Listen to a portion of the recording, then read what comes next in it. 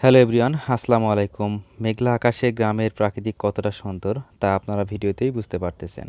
মেঘলা আকাশের চরের মানুষগুলো কখনোই কাজকর্মে থেমে নেই। তো আপনারা জানেন যে আমার এই চ্যানেলের ভিডিও মূলত চরের মানুষের জীবনযাপন, সারাদিনের কাজকর্ম, তাদের গ্রামের প্রাকৃতিক সৌন্দর্য এই বিষয় নিয়েই আমার এই চ্যানেল। আমাদের পুরো ভিডিও জুড়ে থাকছেন শফিকুল কাকা। ওনার গ্রামে থাকা সারাদিনের কাজকর্মের ছোট্ট একটা গল্প, সাথে থাকছেন প্রান্তিক গ্রামের সৌন্দর্য। আশা করি সবার অনেক ভালো লাগবে।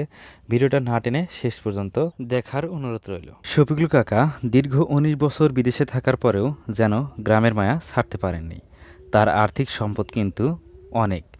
বিদেশে থেকে যা জমিয়েছে তা দিয়ে শহরে বউ সন্তান নিয়ে ভালোভাবে সে জীবন কাটাতে পারত। কিন্তু ওনার চাই সুস্থতা।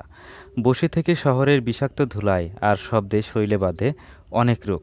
আর এই রোগ থেকে নিজেকে আড়াল করতেই বেছে নিয়েছেন প্রান্তিক গ্রামের সহজ সরল জীবন। গ্রামের সবুজ মাঠ, রোদ, বৃষ্টি, মেঘ, আঁকাবাঁকা পথ, কিছু গবাদি পশু পাখি নিয়েই যেন ছোট এই জীবন শফিকুল কাকার। সারাদিনে যে কাজকর্ম করেন, সকালে কিছু ছাগল ঘর থেকে বের করা, তাদের খাদ্য দেওয়া, হাঁস মুরগি লালন পালন করা যেন দৈনিক রুটিন।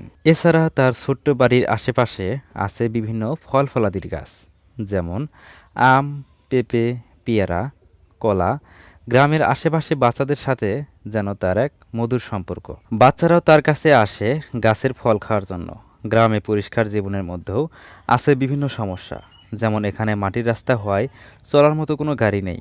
আছে কিছু ঘোড়ার গাড়ি, মোটর সাইকেল। শুনলে অবাক হবেন যে এই ঘোড়ার গাড়িগুলো ২০ থেকে ২৫ মন লোড নিয়ে এই মাটির রাস্তায় চলতে সক্ষম। শফিকুল কাকার সারাদিনে যে খরচা হয় তা আসে পাঠা থেকে।